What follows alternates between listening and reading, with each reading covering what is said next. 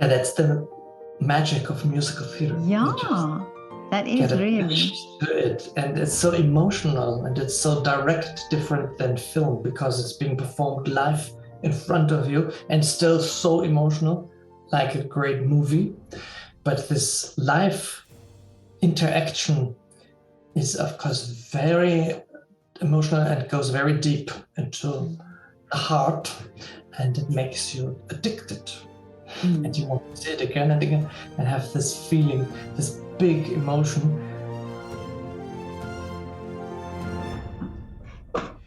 Christian, so wonderful to talk to you, and thank you so much. Thank you so much. Thank you.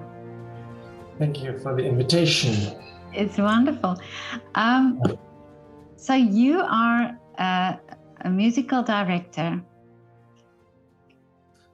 I am actually artistic director. I'm head of a musical theater. Oh, I see. Okay. And musicals, have that always been part of your life? At what age did you start your interest in musicals? Interesting that I started actually with Circus as a child. I was in love with Circus and obsessed with it. And even more interesting that I didn't only arrange performances with other kids, but I was so fascinated, and I don't know why, as a child already, how it is organized. So I was very interested in how you can get a circus tent. I mean, there was no internet. So I thought always, oh, this is so cool, this big tent, and can you just buy it? And I was always interested in the business side, as far as a child can be interested in that. So I studied the seating plans, and I was fascinated that they have different categories of tickets and prices, and I calculated how much money you can make. So I did the same thing. I put chairs, collected all the chairs in the apartment and assigned prices, and then I charged like a penny or 10 penny. And then I paid everybody and did a real calculation, and then everybody got paid a few penny. So for some reason, I don't know why, I was always interested in that side as much as in the artistic side, or maybe even more at that time, I don't know. And then I have watched a lot of musicals on television, and was fascinated, and I loved My Fair Lady. Oh, yeah. So you couldn't record it at that time, so I recorded it on a tape recorder, cassette recorder, when it was on television live. So I can hear it again. So I learned the whole show by heart by listening to it. And then I saw an operetta on stage. I think I was 12 or 13, live in Berlin at Theater des Westens, in my hometown. And I saw, this was a big operetta with dancing and a big staircase, I remember, and many costumes, and I've never seen that before. So that was a key moment, that I saw that all the musicals that I saw on television can be performed live. I was completely fascinated that they did this live, what I only know from film, knew from film. Yeah. And then I thought, this is what I want to do. I remember that very well. And then I started to see more. The next one was Evita, and then Cats in Vienna was running, and I always wanted to see Cats, but I couldn't go alone, and my parents had to take me because it was in another country. And then I saw a group performing in our town hall. It was not the town, it was the district. So it was a quite big stage, and occasionally there were performances, and you could rent it, and it was for the public. It's like a public theater. And they performed a musical in English language. And I saw in the program that they're looking for members. It was kind of semi-professional, so I was very impressed. It was the local music school in the district in Berlin. There are still today music schools in every district, and it's for free or very small fee. It's owned by the city. And one music school in Neukölln, a district in Berlin, they had this studio for musical theater, only this school, because they had an American teacher who was an actor, singer, and dancer. And he had this idea, you could study singing or dancing or learn an instrument, and you could choose from a catalog. And they had this studio for musicals. So I was completely thrilled. And I thought, I want to join them and I want to do this because it was so professional with an orchestra, with micropods, very new at that time, and quite a big performance, maybe like in America in a high school where they do real performances in a theater at school. And they said, I am too young to join them. The youngest was 18 and I was 14. So I called this head of the class, the director, not of the school, but of this class, the teacher. And I said, I really want to do this. And he said, no, you're too young and you're a child. And I said, I have to do this. I remember this phone call. I talked to him half an hour in English and said, I have to do it. So he invited me for an audition, and I brought my friend from a neighbor's kid. Bettina was her name, because I didn't want to go alone. I did that very often, actually. It's interesting that I never wanted to do this alone. And I had to act in English, and to dance and to tap. I never have done that before, and sing. And I learned it with a record. So I learned something by heart from a record and sang along. And then they said, okay, let's try this. So I joined this, and the whole class, the classes were in English, which was a big advantage for me later. I didn't realize at that time, because he only spoke English. So the shows were in English and the rehearsals were in English. And they had 3 classes: beginners and advanced and production on Thursday, Tuesday, Wednesday, Thursday. And so I was only the first, and then I joined later the production group, who actually performed once a year. And then the head of the music school decided this is such an important class that we all should be able to join dance classes. There were separate dance classes, but usually you would have to pay. Not so much, but we didn't have any money, my parents. So they said, everybody who's in the musical project can join the dance classes. And I joined all the classes. So I had all these classes after regular school in the afternoon, every afternoon. And which was a bit unusual with the older people. Yeah. Which was usual too, because they were all like 18, 20, 22, 23. And then I auditioned for Rocky Horror Show, the first German language production in Berlin. Yeah. And I couldn't do it because I was still in regular school. So, but I went anyway. I was 17 and they said I'm too young. In a theater, on stage, and I said that doesn't work because I'm too young. And then I didn't hear from them. And then I saw the opening night, and one of the actors got sick. And there was an opening night party, and I was still there. And they approached me and said, can you do one number on one evening tomorrow? Because one member of the chorus, it was a small ensemble, had to sing this role, and they needed a dancer on stage. And they remembered me. And I said, sure. I heard this one number. I've never done this before, and did only one number the next night in the show, Hot Patootie. And then they they liked me, and they said one of the cast members wants to leave. And do you think you could learn the whole show over the weekend and do the whole show on Tuesday?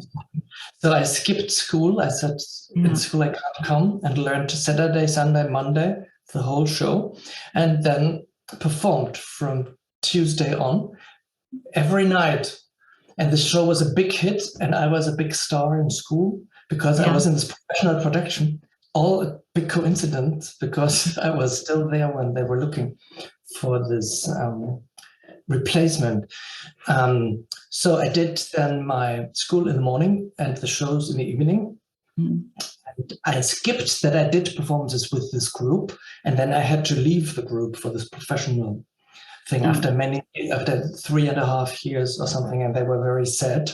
Although 2 of us became professional actors, and 1 woman, an actress, and they are still advertising with us. Really? So long ago, I thought about it. Yeah. Because we were talking about it today, and it was almost 40 years ago. It makes me feel old. And they are still this thing, and they still advertise and call it now a pre-professional education, which is a nice expression, and that we started, this woman, friend of mine, and me, at this school. It's so funny. But now your parents, how did they feel about this all? I think they were okay with it. They thought that I want to do it professionally. It was actually not really a question anymore. And I left out that I always wanted to write musicals. I was obsessed with the work of Andrew Lloyd Webber, whom I got to know much, much, much later in person. So I studied Evita and Cats because I saw it on stage as a teenager, the libretto. I was the only one in my school who studied Evita and Cats. Really? And then I started to study the translation, because I was fascinated that there was a German language version and that it was exactly reflecting the English one, but still rhyming. So I studied all of this. And then I discovered Michael Kunze, who is a famous writer, and now we are working together. But at that time I was fascinated, and I found out he writes songs as well for other artists, that he's a songwriter, and how this all works. And I wanted to write an operetta, and I started to write many operettas. Then I started to write a musical. I wrote 3 musicals altogether. So I was always very fascinated in how you write shows. So I wanted to be Andrew Lloyd Webber as well. Really? Yeah. But now you said, now you talked about the circus now, for example, and what do you think, if you look back now, and because you basically went from looking at this or researching the circus in your head, and then developing, what do you think there is actually a link in that type of entertainment when you think now at musicals? Not that I say musicals is a circus, but that colorfulness and the different actors in it. I think the truth is that I was fascinated that there are artists who perform professionally, and people are coming to pay for it. And that it's a business as well. And the merge between business and artists performing, I think I was so fascinated because I studied the show times and how long the show is. And I went there when they built the tent. Yeah. So I think deep inside it was a fascination about the connection between art and business. And that they do it every day, and that they need an audience, and that the audience pays and has expectation of what they see, and then they see this great show, and how do they do this show, and what do they need to do it. By the way, there's another story. Speaking of circus, there was a circus, a new one, Tempodrom, is still existing in Berlin. But when they started, they had a tent. Now they have a house, and it's rented out to concerts and stuff. But it started with one woman, Irene Messinger, 40 years ago, and she inherited a lot of money, and she spent all the money not for a house but for a circus. And I was fascinated again that she just bought herself a circus, and then she started to arrange performances, and it was a bit alternative. And she said in an interview, I want to include people, and I want that people can use my stage to perform. And I said, well, this is me. She's meant me. But I was very young and I didn't understand she meant professional artists. Oh, yeah. So I went there and said, I want to do this performance. It was a big circus, big tent. And they were like, who are you? They didn't want to let me. And I know that I remember I went there several times and I said, but you said everybody can perform.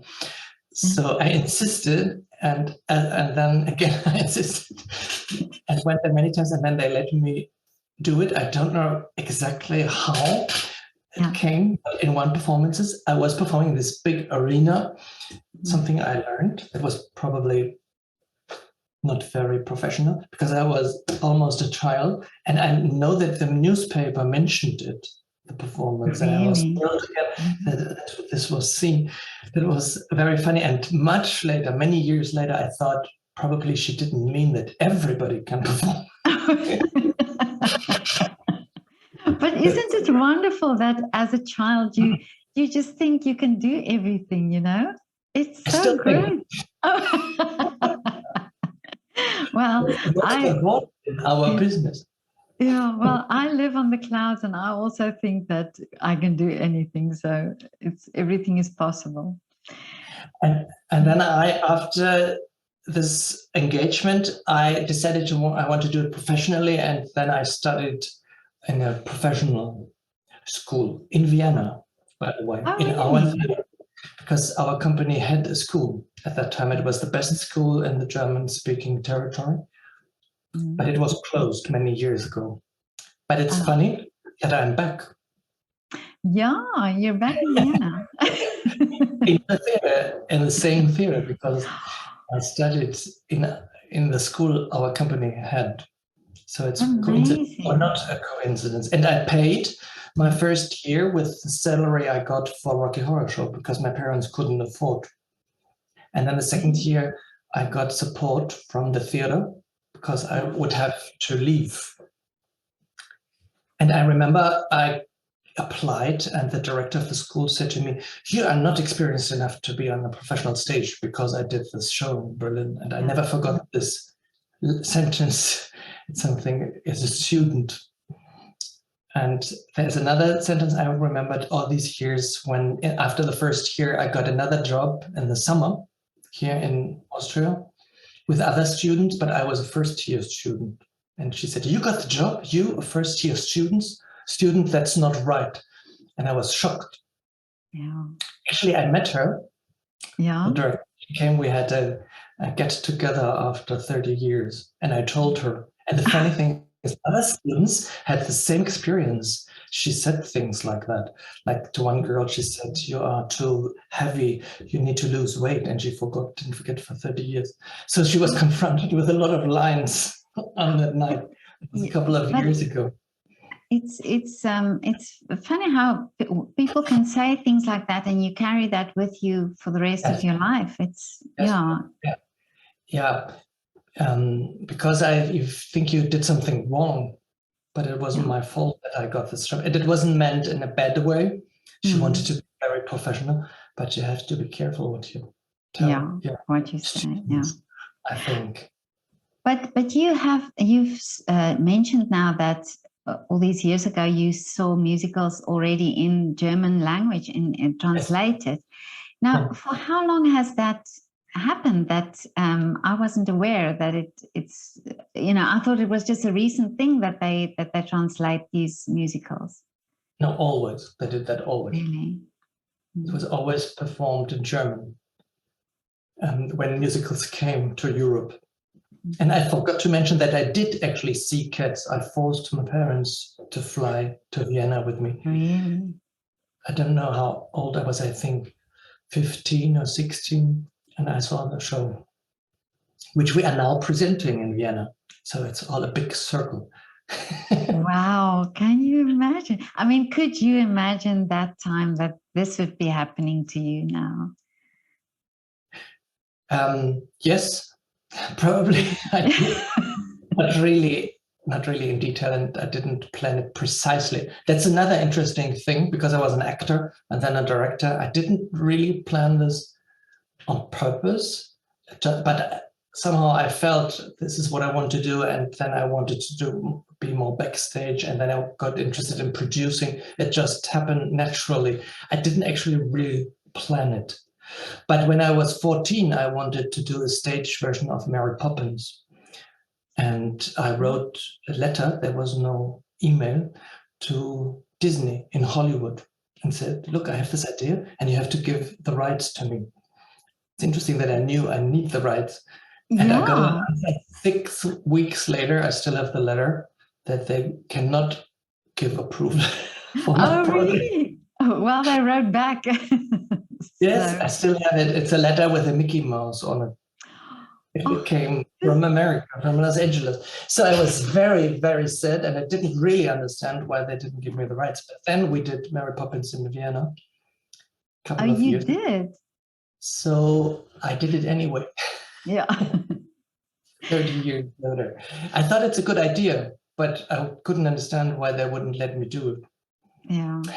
Well, but you are so brave. You know, as a child, you were so brave to just do these things or try. And I wonder how many people get put off just by trying or asking, and you persisted and things worked out for you that way. I was always very persistent, but you get less brave the more you learn and the more experience you have.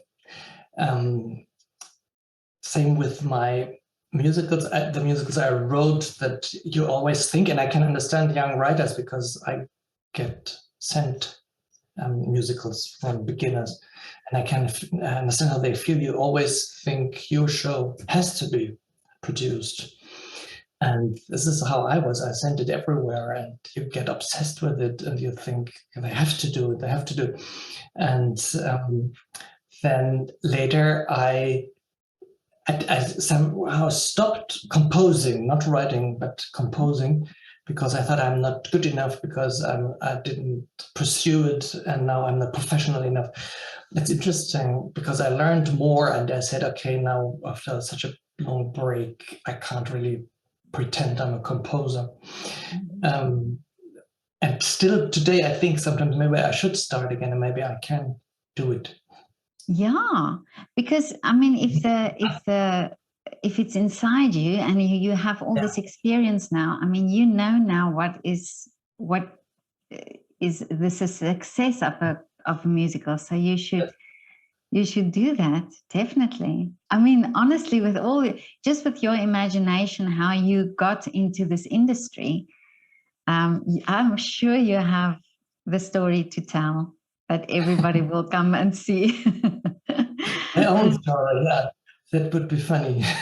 There's so much to do. And then later I wanted to direct, because I was on stage for 13 years and I thought I want to be more creative and conceive a whole production, not just playing one part. And I was always very interested in producing. I don't know why. A costume designer told me, actually, a couple of years ago, that when I started here in Vienna as a young performer in the summer production, that I asked him, and I had forgot about it, how the costumes are made and where, and what it costs to make one costume. And I forgot about it. And he said he was so surprised that a young dancer asks him how you make a costume, how do you design it, and who makes it, and what does it cost to make a costume. Yeah. He never forget this, and I didn't remember. So there was something, again, about the industry side and the production side as well. And I wanted to learn everything about it. I was fascinated again how productions are financed, and you cannot learn it because there are not many producers who do big musicals. And then I joined Stage Entertainment in Germany, the company, actually, as well to learn how musicals are produced, because there's no school. You can just work with one of the 4 big producers to learn. It's a very complicated and very special business for everybody in every department. When you come from another branch, finance or legal department, all the departments, we have marketing, if you have done, mostly people come from another company. And it's so different and so special and so much passion as well. It's like a religion, musical theater, for people who do that. And so everybody who comes in has to learn how this works. And I always realize that it's so different than other businesses. But do you cannot learn it? But is this the reason why there are only a few people or only a few musicals that really have this longevity? On stage, you mean? Yeah. I mean, this is an artistic question. And in New York, 1 of 10 musicals which open in New York are a long run. We only get the licensed productions that are big successes, but for every Lion King and Wicked and Cats, there are 10 shows that didn't work. Really? Yeah. And here, I mean, it's the market. I'm often asked, why not more people write shows, or why do you ask British people to write or compose, or Americans? But there are a few, and they are good. But I think the demand is not so big, because in America, everybody is writing musicals and every second show is an original show. And here it's not like that yet. Only occasionally musicals are written.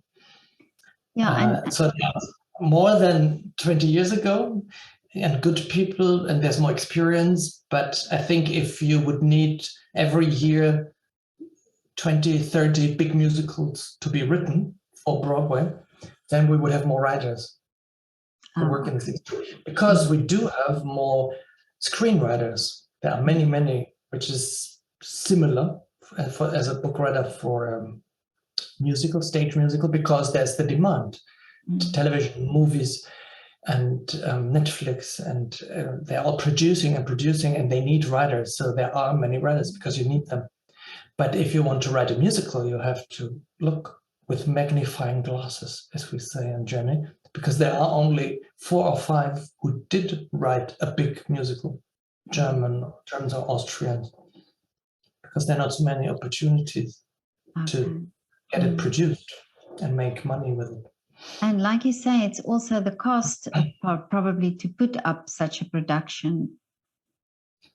The cost and the know-how. There are many producers, first-time producers, who try, and you know already as a professional, this will not work for many reasons. The different location, the wrong budget, they pick the wrong team, or several reasons.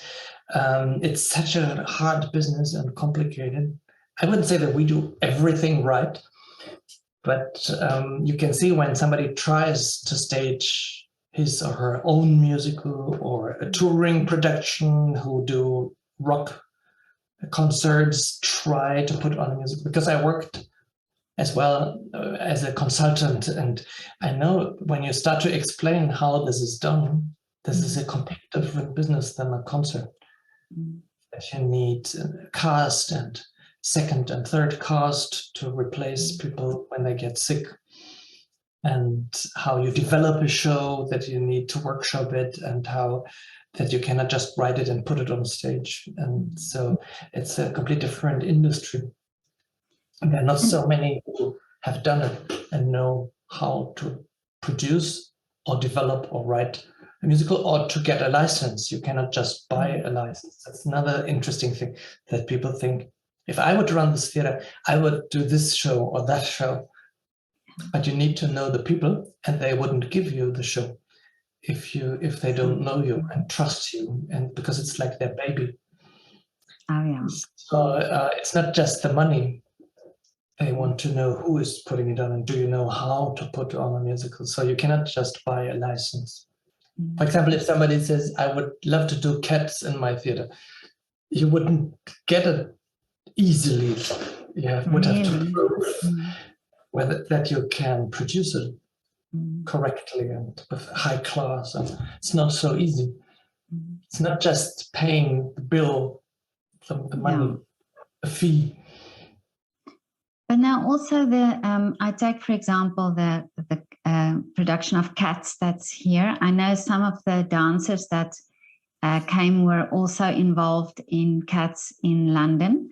And of course, they also have to be, that's also something that you have to consider to get the dancers and the dancers with experience to do these productions.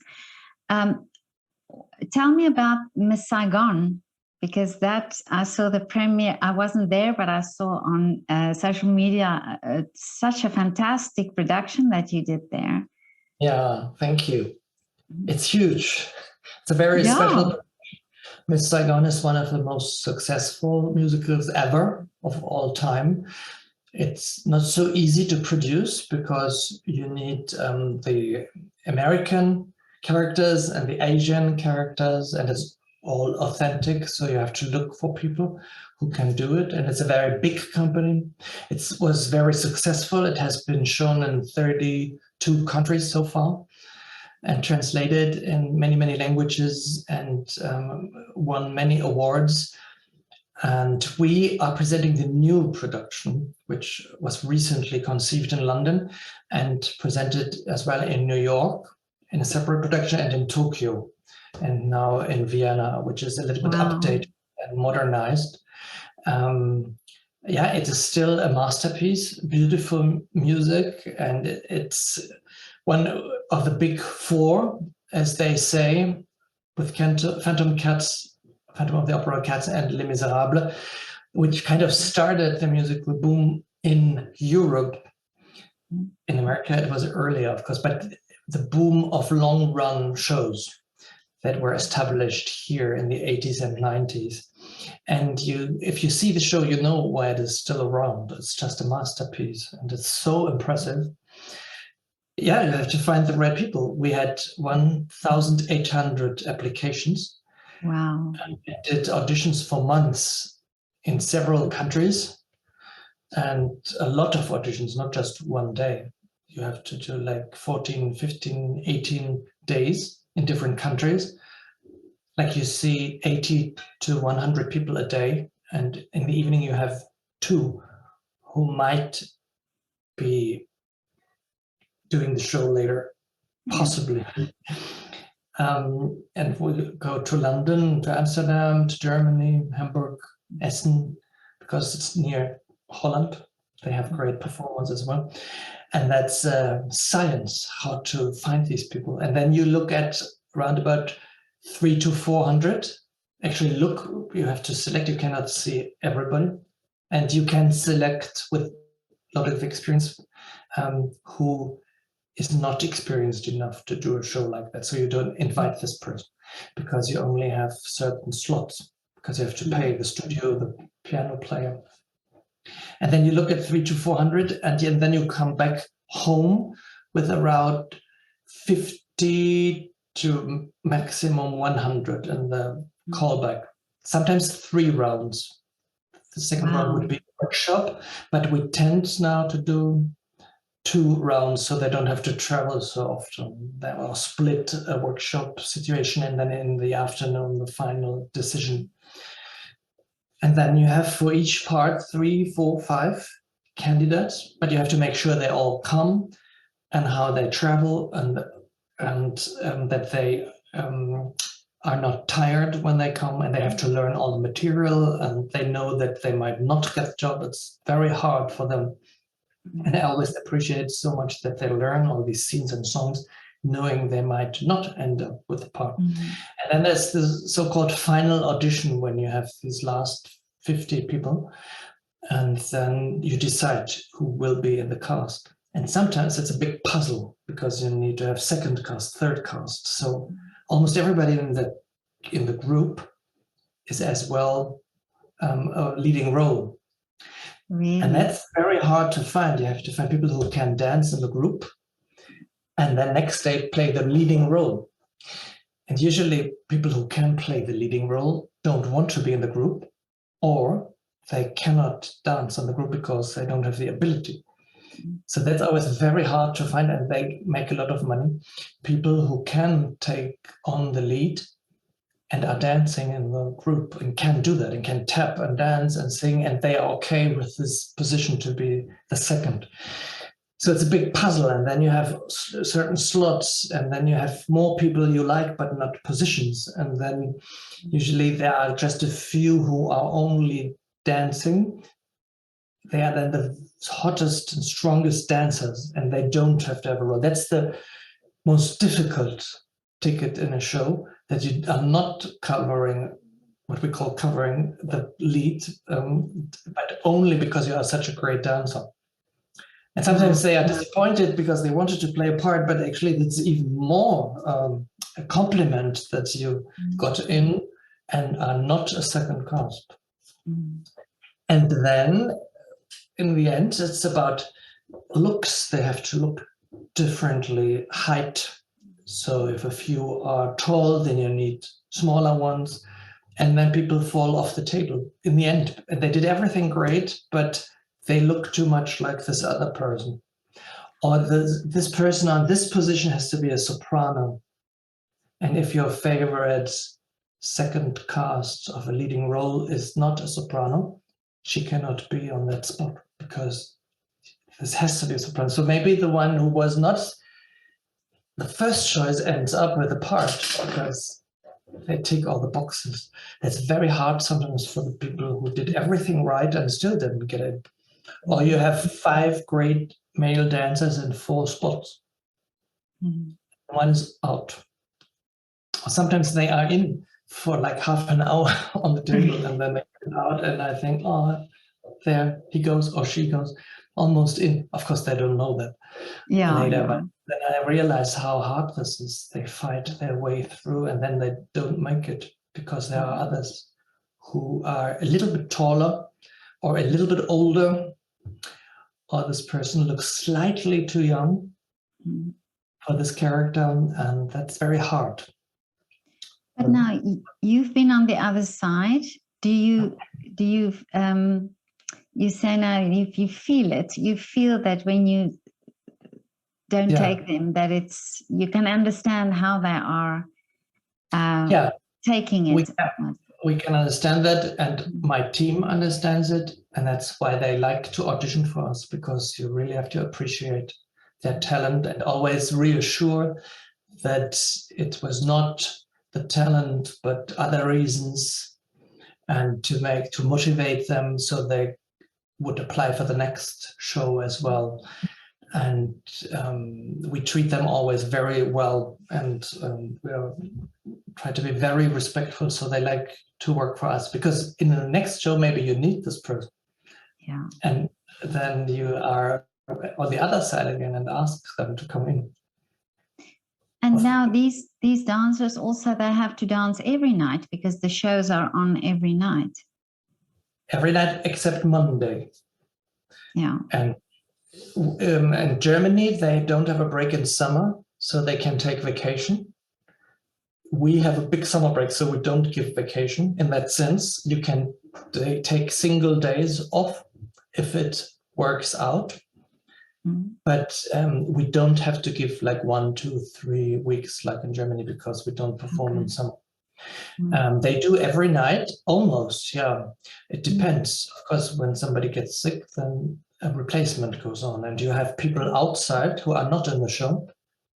They are called swings, and they are in the building. They are in the building. They have the job to learn several parts, and they are told at lunchtime, when you get the sick calls, who they have to be that night on stage, which part. Wow. Swings are the ones who do not cover the roles, but the group, the ensemble.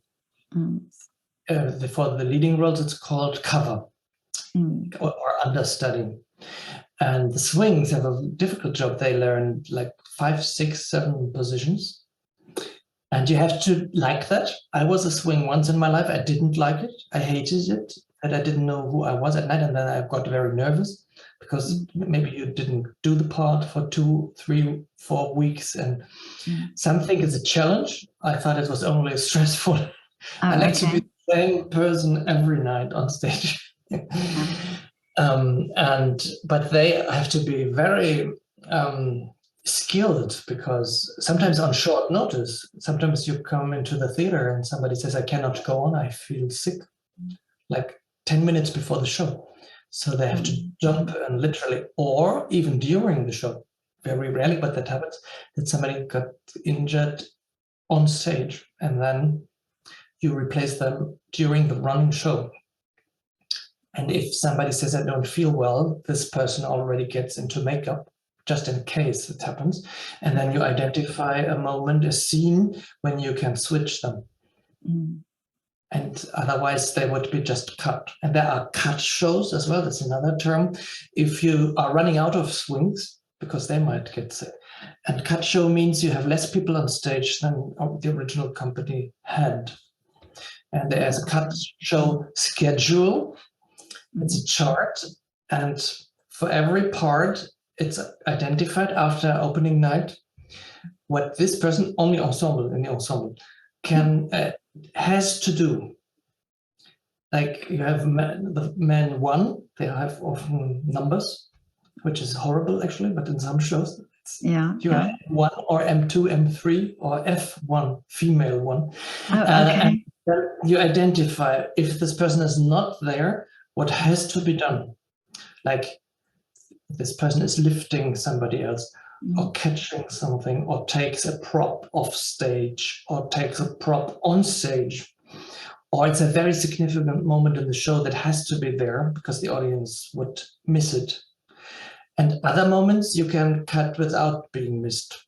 So when a cut show is written for a night, you know you're missing 2 people. And then they can look on this chart and see, okay, we have to assign these moments to other people.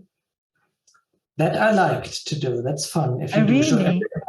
Yeah, if you do a show every night, it's interesting that you are this person, but you have to take this table off, because otherwise it remain on stage. Or this one solo line has to be sung. So then it's assigned to somebody else, and they split this part. And that's called a cut show, and this has to be written by the dance captain.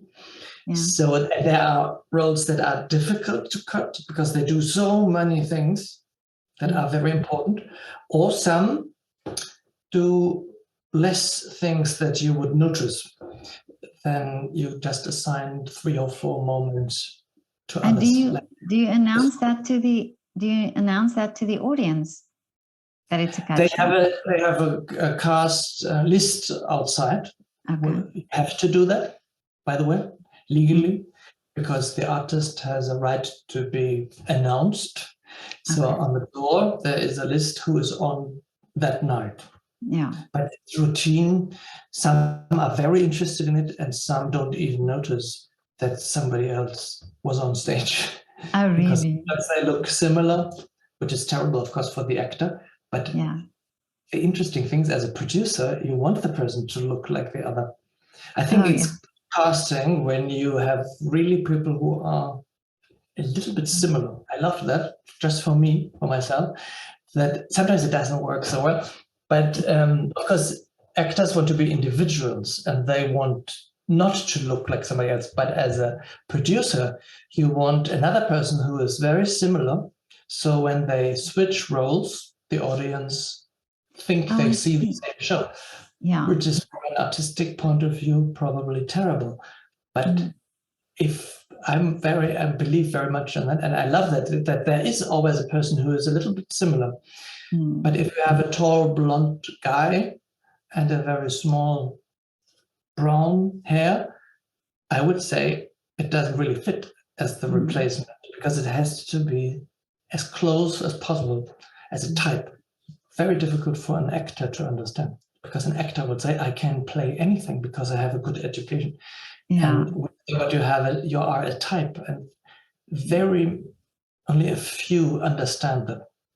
You can, when a person walks into the room, you feel like she's the part, or Really? that will never work out before they sing. Really? You are a type. Yeah. A type. If you are more a little bit older, then you are not the daughter. If the daughter has to be naive and you look very much knowing, that's hard to explain, because they would say, but I can play it. And we would say, yes, you could play it, but you're not exactly the type. Yeah. But And in our business, sorry. No. In our business, we want to be perfect. Yeah. Whereas in repertory theater, it's another challenge. You have your group of actors and they do everything, and it's interesting that you see them performing parts differently. But in our business, it has, if in a big long run production, it has to be perfect. That's why we look at 1,800 people, because you have to have the impression, I saw this perfect show and everybody was great and everybody was just right. And that's what's so hard for the actors. And sometimes it's a little bit like a gamble. The professional performers, they go to auditions, to every audition every day, and they know, same in New York and London, I might not be the type, and they are not angry because they know. Sometimes younger performers are so passionate and they think they could do anything like I did. And then they learn they cannot do anything, and that's hard. Actually, I was in a school. We did a workshop in a music theater school, and I've talked about, from my point of view, with my experience, to young students who want to be on stage. And the teachers, I found out, actually, the teachers always tell them, and they have to, you can do anything, you just have to believe in it. And then we were like there with my team and said, look, yeah, but for this part, you're too young, you will never get it, or you are too small. This person is always very tall.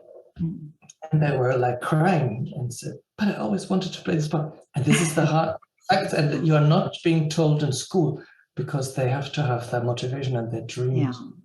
And this has nothing to do with how good they sing. It's just, if a character has to be tall in the story, you very rarely would cast a small one.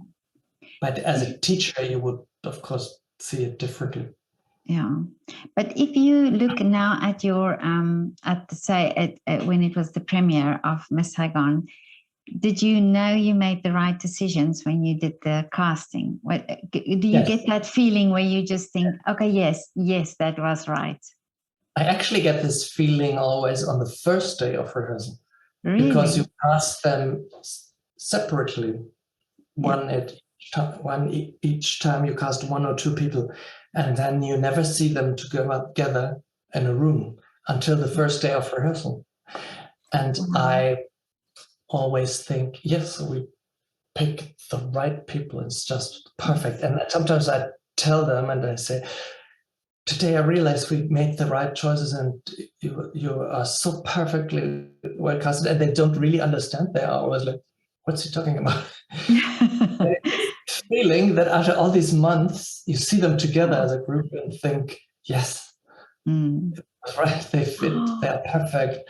And they don't understand because they didn't went through this process. They only did their own audition, but we did the whole thing, and this is sometimes so difficult. And of course, on opening night, again, I feel that. But actually, when they walk into the room and I see them and I see the second cast and I think, yeah, look, he just looks like him. It's terrible, isn't it? But you should never have an actor that we think like that. Yeah. This is just between us. But it's amazing to think that build up, and that the behind the scenes that we never know about, and the work that goes through. And I can just imagine that you have many times where your brain must be so tired just by looking and thinking and will this work? And like you explained, all these characters. And I think people don't realize that when they come and see the performance. It's possible, and they shouldn't realize that. Really, yeah. They should enjoy the show. No, only a few people who really know how this is done. It's not just my job. Every department. I mean, especially in Saigon, lighting, sound, the stage. It's so demanding and challenging. It's such a big show, and everybody gave the best they can. And it was very challenging for everybody to put on a show like that. It's not just me. Costumes, so many costumes and so many lights. Miss Saigon has more lights than other show. Just to put them up there, it's much more work than for other shows. And every light and all the loudspeakers are important. Every microphone is important. So 120 people work on a show like that every night, and everybody gives his or her best. And we are lucky at VBW that every department is very, very experienced. Makeup, hair, and you have these people who come in from the West End or Broadway to show us or show the team how it works. And when really? they say our teams are just as good as in London and New York and as experienced. That's really always great to hear. We are very proud of. I'm proud of my team because I couldn't do it alone. If you have great actors, but they look bad on stage, and many teams came in, international teams, and said that VBW works like on Broadway or West End, the same league, and that's always a big compliment. And orchestra, we have this great orchestra, and they appreciate that. And then when we hear that from people who come just in for 6 weeks and work with us on the show, we're very proud. And I know that, and that's why the shows are so perfect, because every department, and not just working on the show, but even in the back offices, like legal department, press, marketing, sales, the general management, the financial department, they are very experienced with musical theater. And that's why this all works. Everybody contributes to this. And it's very complicated to produce a show like that. It takes 2 years at least from the first idea to the opening there. Yeah.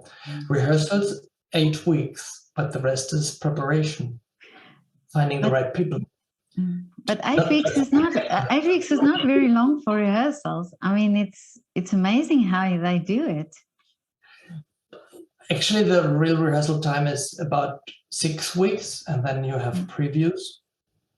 Or 6 weeks plus 1 music week. It's possible. Sometimes in summer stock or repertory, sometimes they only rehearse 4 weeks. If you have professional actors, it's possible. But we need that time to build the set in the physical production. For a big show like Cats or Saigon, you need weeks to just build it in physically. And in repertory theater, you have to build in the set in 4 hours. And we need 2 to 4 weeks to set it up. That's what why our shows are special, because you cannot see it anywhere or like that, or not easily, because it's so much work it takes to prepare it, and then you can see it in the evening that it is special. But if you want to do a show every night for a year, you have to be very special. The people want to travel to see it, because we need so many people in 1 year. Oh, of course, yeah. And repertory theater, yeah. Repertory theater usually do 10, 15, 20 shows a year of one production. And we have 220 to 240 a year, the same title, same show. So you need a lot of people to need to attract a lot of people. So it has to be a very special and very impressive production to draw in 240,000 people a year. Where usually, if it's in rep and an opera house, they need maybe 10 to 20,000. That's the relation for one show. But isn't it amazing that these shows are so long running and people still come back every time and want to see it again and again? Yeah, that's the magic of musical theater. Yeah, That is really attached to it, and it's so emotional and it's so direct, different than film, because it's being performed live in front of you and still so emotional, like a great movie. But this live interaction is, of course, very emotional and goes very deep into the heart, and it makes you addicted. And you want to see it again and again and have this feeling, this big emotion, but performed live in that moment. And no evening is the same. So something could happen, and that makes it very exciting. Something could go wrong, or you see a different actor, or there's a mistake, or whatever. And so it's not like a movie that is just repeated, but the same emotional impact. In an ideal world, it should have the same emotional impact like a big Hollywood movie that really pulls you in and that you really absorb the story. And if that happens in a live theater, that's very special and can be life-changing for people. As I said, it's like a religion to some people. Musicals. Yeah, that's true. I'm such a big fan of musicals. I mean, as a child, I used to watch them over and over again because it's the music and it's the storyline, and yeah, it's amazing that you can be involved in that's your career and that's your life. Yeah, it is. Yeah. But Christian, tell me, what is you have had many wishes that came true, but what is your wish now for the future? I think we all in the industry wish that we could go back to a normal situation, because since COVID, this was very difficult for live theater around the world, with shows closing and shows have to pause, and then we could open again, but you need the audience as well, and they hesitate because they think maybe we have to close again, or they don't want to travel. So it's very hard, and sometimes we felt like in theater, not just musicals, but in theater, that people almost like forgot about it because life went on. You can work in an office with a mask or a screen, and people, when I said a couple of months ago, we're still not performing, and friends of mine said, really? Oh, I didn't know, because they are on a different job. And it's only theaters, hotels had big problems, and the restaurants and the whole entertainment industry. I mean, there's also the fair and whoever, when you do something that you don't have to do, or nightclubs. So that was all closed, and I felt like people didn't even notice them because they went on with their lives and their jobs. Okay, they had to wear a mask in the underground or in the gym, but we couldn't do our work. We were closed, and then only to a small capacity. And then actors get sick, like on Broadway and London. It's the same here in Vienna and all theaters, that they have to improvise and have to play a different show, but we couldn't do that because we have the same show. So I wish that someday we go back to normal, and this will not be very close, this date, because even if they try to get rid of some regulations and the masks, you still have to regain the trust of the people that they buy tickets, because our business is about buying tickets for the future. We need that pre-sale, because we have to sell so many tickets. You can't sell the tickets after you opened.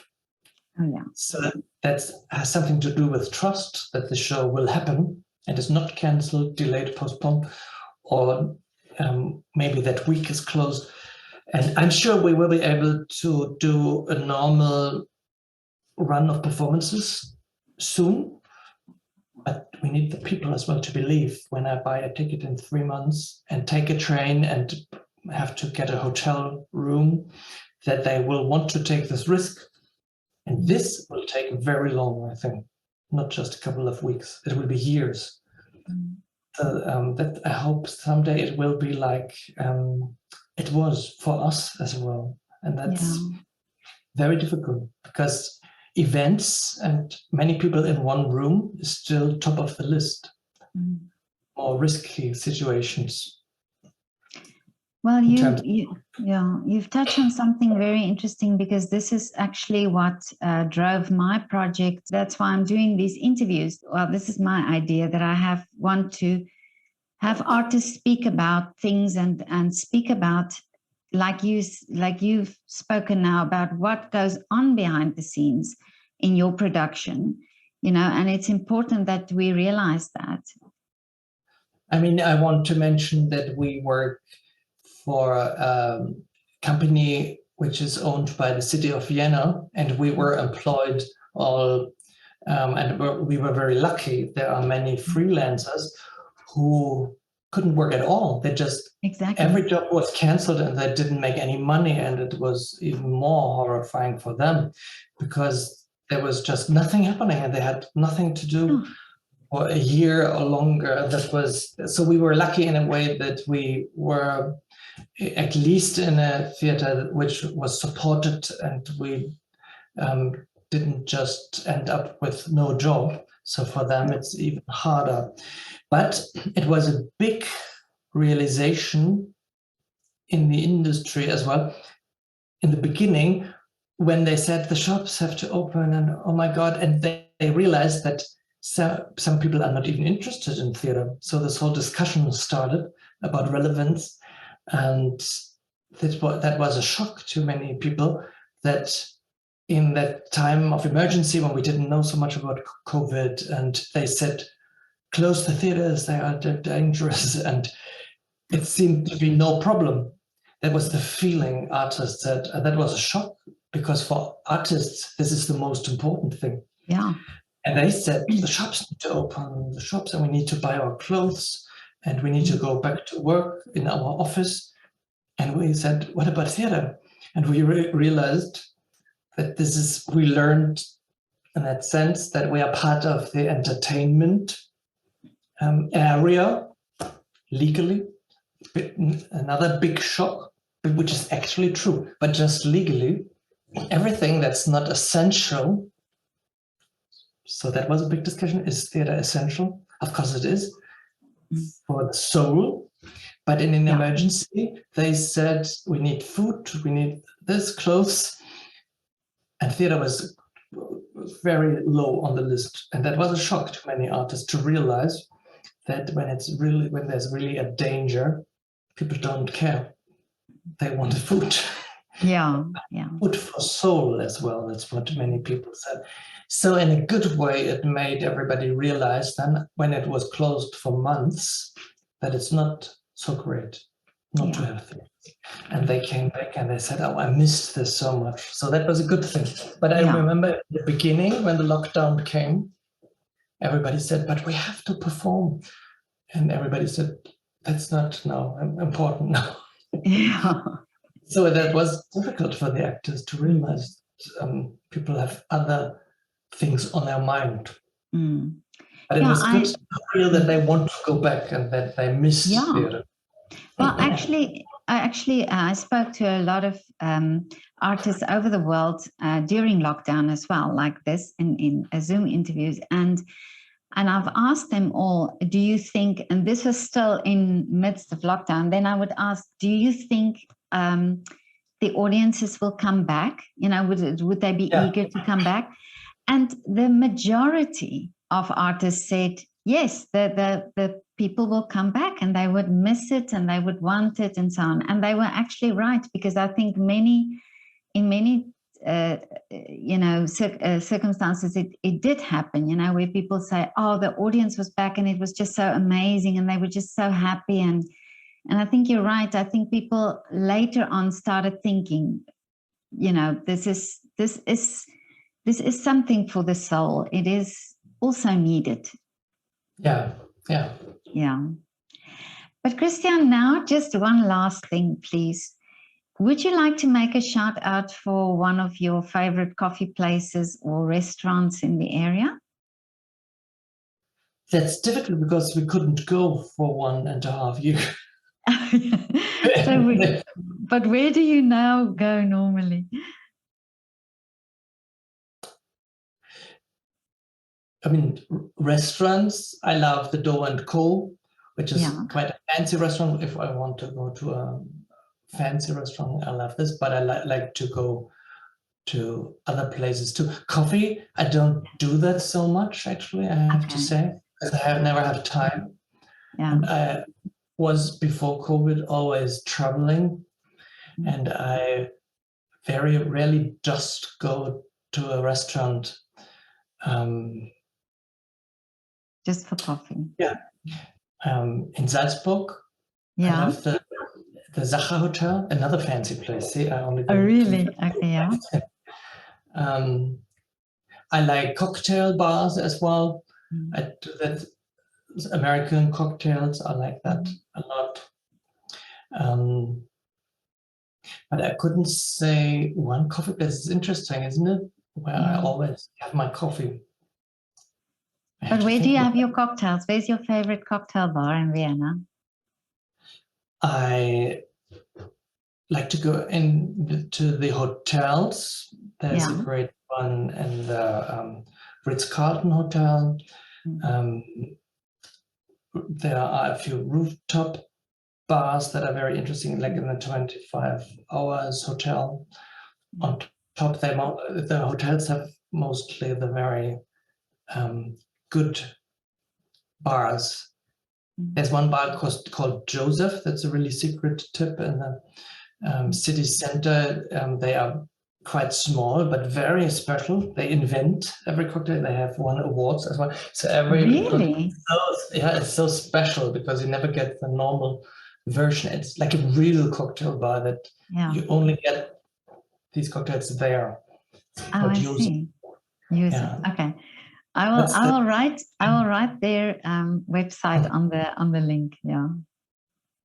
It's funny that I actually didn't go to restaurants so long, only very occasionally. We like to go to Hoot. It's a family name, Hoot. It's across the street from the theater. They have 4 different restaurants in one corner. That's nice, but the truth is we couldn't go for such a long time. Yeah, that's why I asked people their favorite restaurant, that we maybe can promote it also a little bit, like say, just mention it, and so that people can know about that. But I'm going to write Joseph. They say Joseph or Joseph? Joseph. And I like the Santos. There are 2 Santos. It's Mexican food. Oh, okay. In the 4th district, that's not so fancy, but very cozy. Yeah. They have cocktails and food, and I like that. It's a little bit American, like in New York, the atmosphere. I love that because it's so cool and relaxed. Yeah. But I was very careful with COVID, and even when they opened, I hesitated to go. See, I'm one of these who say, I don't know yet. Like what we see in the audience as well. Some are hesitating. So I was not one of the guests who just stormed back and sat in a crowded restaurant, which a lot of restaurants say that people learned to cook. I wanted to ask you now, did you also cook a lot during lockdown? I cook a lot, before, and then we practice even more. Yeah. And some restaurant owners said that people got used to cook, and they feel that they didn't come back immediately because they got used not to go. And I'm still very cautious, so I wasn't so like I have to go in the restaurant and take every risk, because even when the bars opened shortly in summer, the night clubs and bars, I didn't go. I thought it was too dangerous. Yeah. Very busy and very crowded, but maybe I'm special. So no, I'm with you there. But this is also very interesting that many artists that I've spoken to told me that they started cooking and baking and you know, and I think it's also cooking and baking is also a form of creativity, and it's a form of expression. And I think this is so interesting that artists in this time where they couldn't do their form of art, then reverted to a different form of art, you know. And cook a meal, it is like composing a show or writing a show. You put ingredients or producing a show.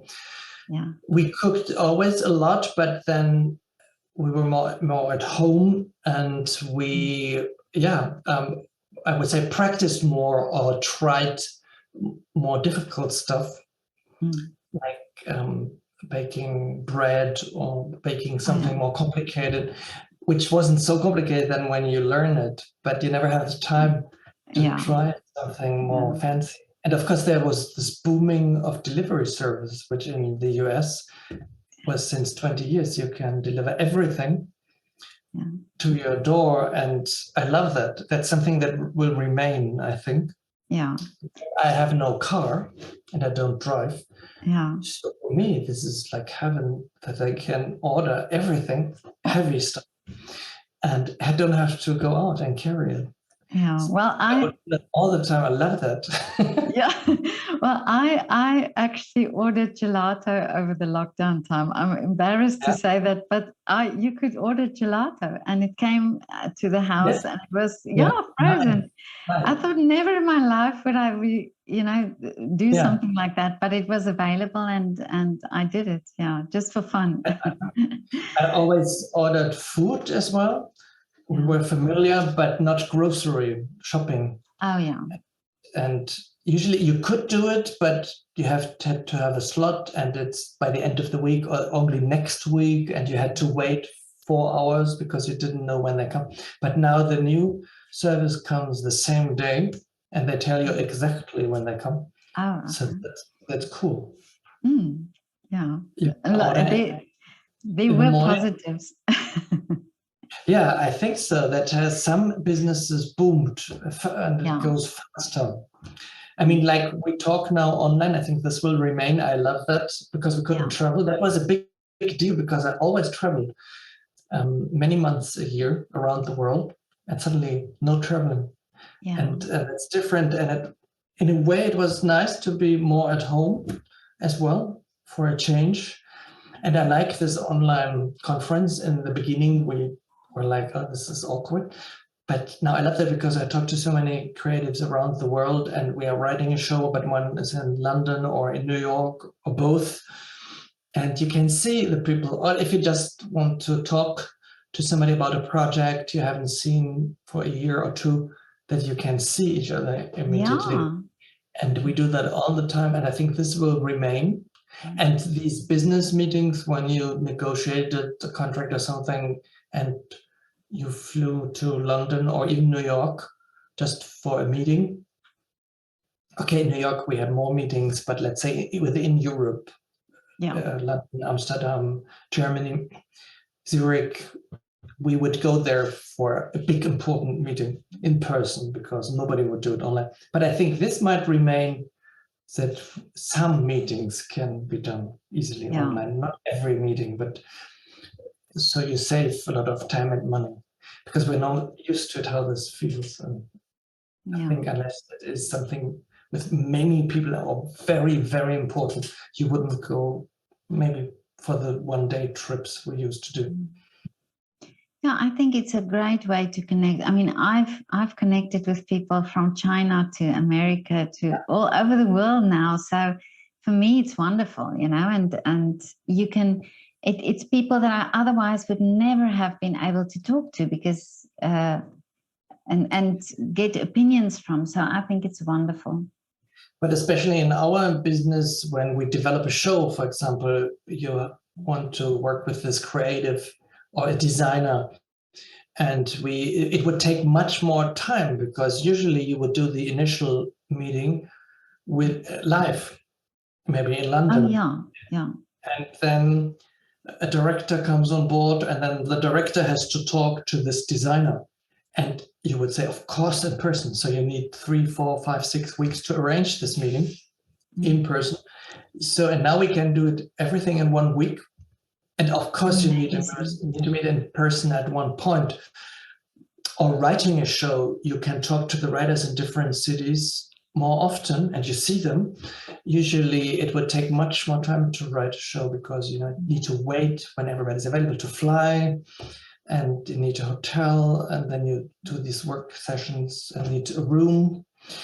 And now we do that too, but most of the times for little meetings in between, you can just do it online and talk about the show and the next scene everybody's working on, even though they are in different cities. So that's ideal. But don't you think that it brings out more creativity also in people? Because, if you think you rush and you fly and you have to get there and you're tired, then your brain also doesn't function. And now you're in your home, you talk and you have this creative ideas, and maybe that's also more relaxing then.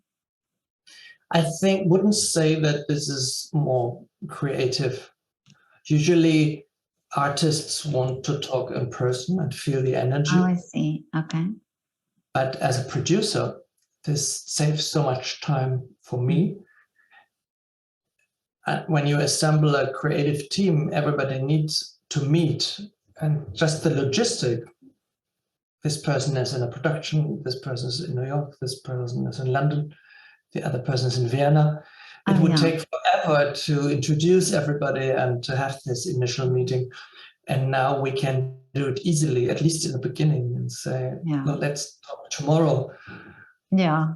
But 3 people in 3 countries. And I love that. As a producer, it's easier to start projects and to move forward.